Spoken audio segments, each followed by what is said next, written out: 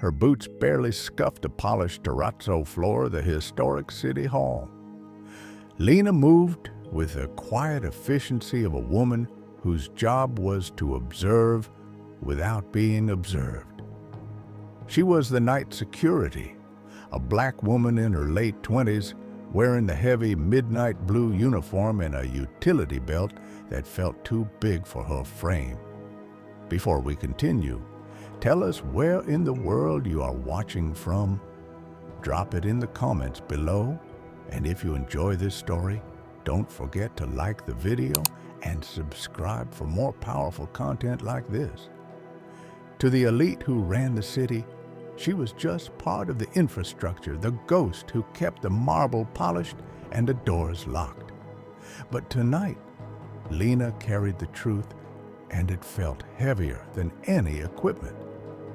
She was standing face to face with Marcus Sterling, the city's youngest mayor, 36, sharp-eyed tailored suit, and a political reputation that seemed untouchable. Everyone who walked these halls bowed to Marcus, everyone except Lena, because she was a witness. It had started the night before, a shift she shouldn't have been working. She had taken double shifts because her mother's hospital bills had just arrived, a final notice tucked inside the envelope. Her younger sister's tuition needed covering, and the rent on their small apartment was past due. If she didn't get the hours, she would lose their home. So she stayed late, patrolling the upper executive floor, her flashlight beam cutting through the shadows. That's when she saw them in the mayor's private library. It was Victor Thorne, the deputy mayor, the man everyone called Marcus's political right hand, his closest friend since college. Victor wasn't alone. He was whispering with a man in a dark hoodie and a leather jacket, talking about rezoning permits, land swap deals, and something about a massive payout before the city council vote the next morning. Lena froze, hidden behind a pillar, her heart pounding against her ribs. She couldn't hear every word, but she caught enough to know that the city's largest, most publicized development project was about to be sabotaged for private profit. When the man left, Victor pulled a heavy sealed manila folder from his briefcase and slid it into Marcus's personal locked cabinet. Lena gasped, a tiny puff of air. Victor spun around, startled, but she ducked back into the deeper shadows just in time. She didn't sleep that night, the image of the folder burning in her mind. Now, 12 hours later, Lena stood in the ornate hallway outside Marcus's office, her palms sweating inside her gloves, praying her voice wouldn't fail her. This wasn't her job. She guarded empty offices, checked fire exits, dealt with drunks, but she had never once challenged the powerful, never spoken to the mayor. She almost walked away, told herself it was too big, too dangerous. But she remembered her late father, a simple man who always said, "Daughter, when the big tree starts to fall, it's the quiet ones who hear the first crack." So Lena raised her hand and knocked. "Sir," she said, when his assistant ushered her in, her voice trembling. Marcus frowned. "Security? Is there a problem?" I'm sorry to interrupt. I need to tell you something. It's urgent." He looked her up and down, the kind of look that said he only saw the badge, not the person. She was a fixture, not a constituent. "I'm on a tight schedule," he said, his tone clipped. "If this is about a broken lock, please talk to Chief Reynolds." "No, sir. It's not about a lock." She swallowed, her throat dry. "It's about Victor." That got his attention. Marcus's brow furrowed slightly. "Victor Thorne? My deputy mayor?" She nodded quickly. "I saw something last night, late on this floor. Something I think you need to know." He looked at the stack of papers on his desk, then back at her. She pressed on, driven by an urgency that overcame her fear. I was patrolling near the library. I didn't mean to listen, but I saw him with someone. They were talking about the harbor development swapping land in an early payoff. He had a big sealed folder, sir, and he put it in your cabinet. Marcus's jaw tightened. You are accusing my deputy, my closest ally, of bribery and corruption? No, she said quickly, then corrected herself. I mean, yes, but I'm not accusing. I'm just telling you what I saw. Do you have proof? She hesitated. No, sir. I don't. I was scared. I just ran. He took a step toward her. Do you understand that if this is a false claim, you will lose your job and possibly face serious legal consequences for slander? Lena felt the floor drop out from under her.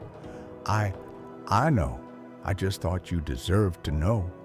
Because if he's doing what I think he's doing, the whole city loses. Her eyes welled up. I know you don't know me. I'm just the guard. I just walk the halls. But I see things, sir, because nobody ever truly sees me. Marcus looked at her, his expression unreadable. Then he simply spoke. Thank you for your concern, Miss... He trailed off, realizing he didn't know her name. Lena, she supplied softly. Thank you, Lena. He turned and walked back to his desk, dismissing her with his silence. Lena stood in the hallway, numb. Her one shot was over. He didn't believe her. Why would he believe the minimum wage security guard over the deputy mayor?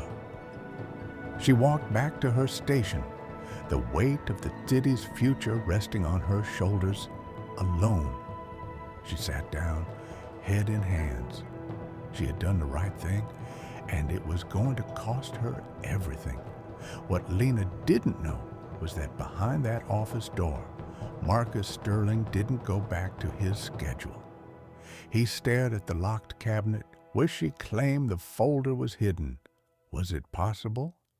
The man she described, the one in the dark hoodie, was a known associate of a notorious real estate firm that had been shut out of the bidding process.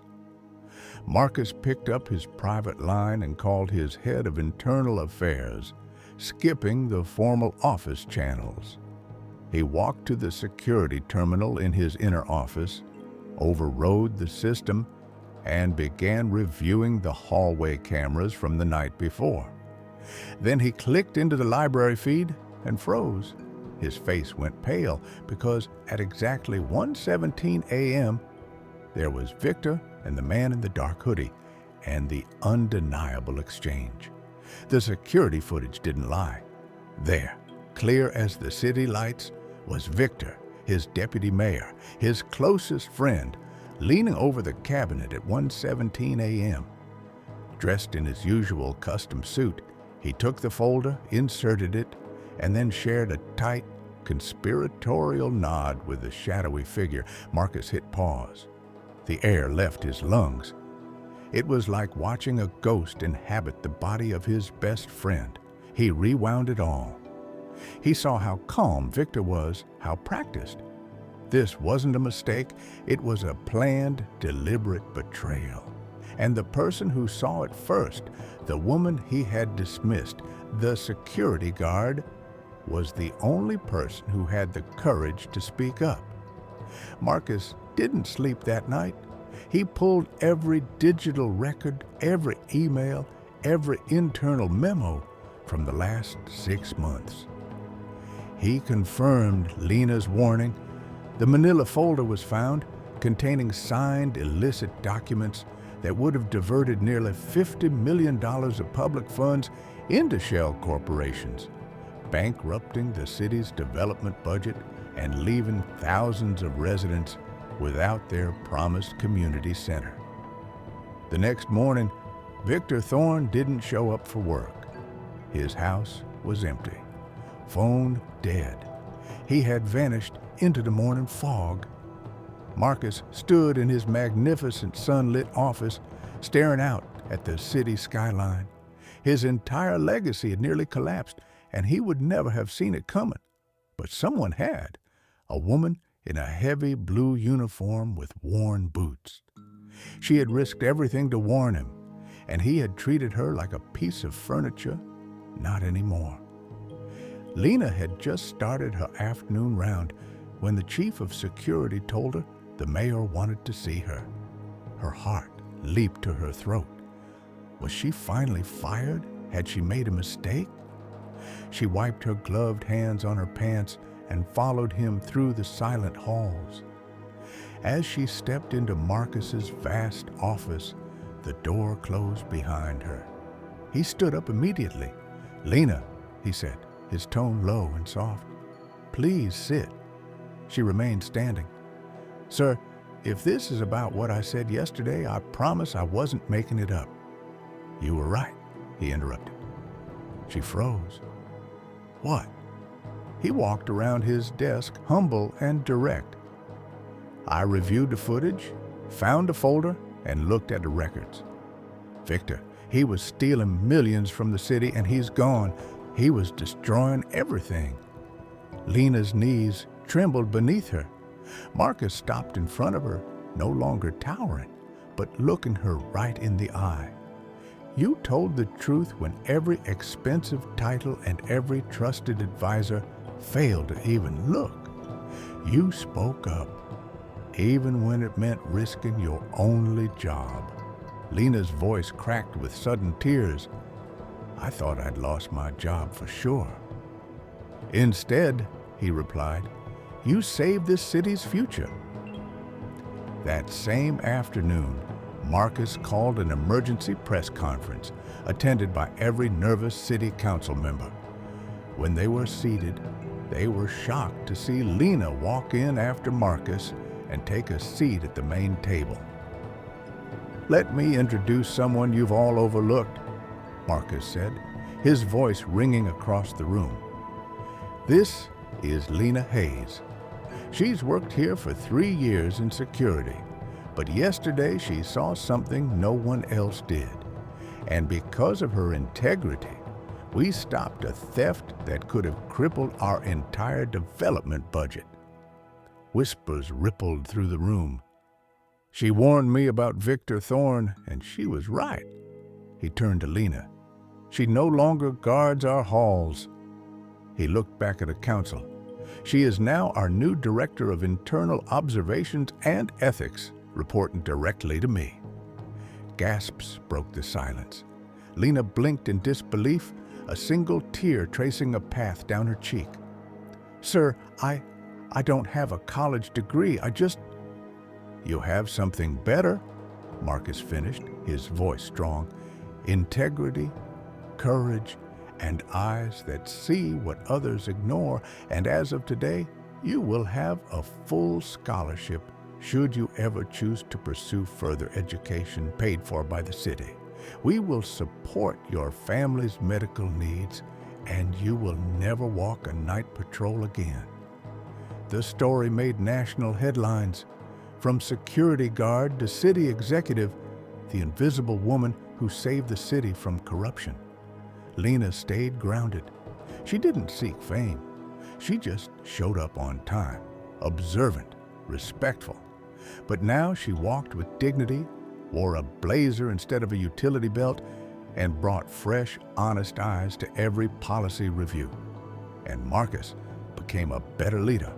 He changed City Hall policy, prioritizing internal feedback from every single employee, from the custodians to the kitchen staff. Months later, during the city's annual Honors Gala, Marcus spoke on stage. He looked at the crowd and said, "There was once a woman whom everyone ignored.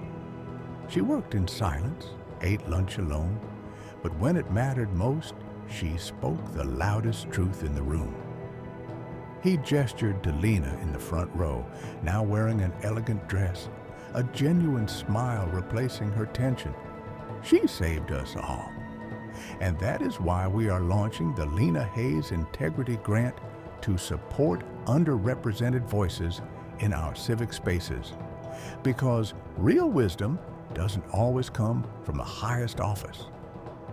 The room erupted in applause.